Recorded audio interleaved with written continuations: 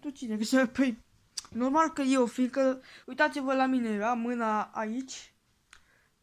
Nu pot să prea fac multe, fiindcă orice fac cu mâna mă doare.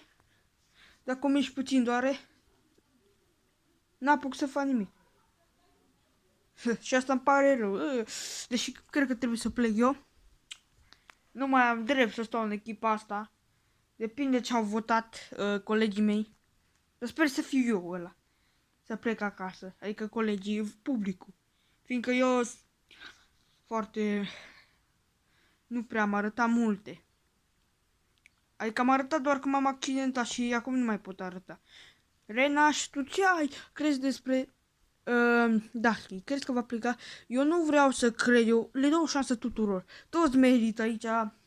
Ei și-au făcut treaba de oameni. Sunt niște oameni pentru mine. Adică nu doar oameni, niște caractere mari pentru mine, fiindcă m-au învățat ceva, eu i-am învățat.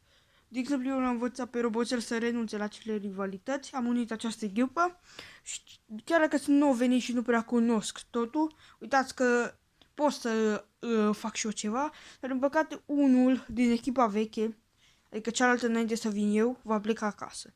Ok, eliminatul o să fie Renaș. 0 voturi. Dachi. 0 voturi. Puiuț. 1 vot. Roboțel. 1 vot. Deci, Renaș cu Dachi n-au niciun vot. Dar cum e posibil, băi, omule?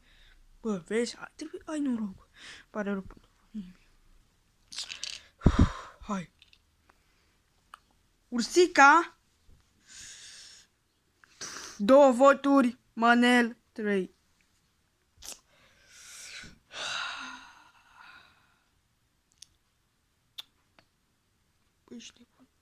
Bă, pare rău.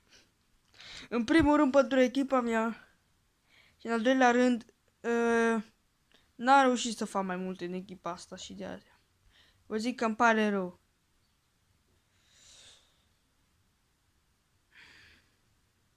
Sper că o să vă faceți treaba. Sper că o să fiți mai buni. Să câștigați și următorul meci. Adică să câștigați următorul meci. Eu mi-am făcut treaba în concursul ăsta și... Cel mai bun să câștige. Ciao. Ciao. Ciao. Ciao. Adio.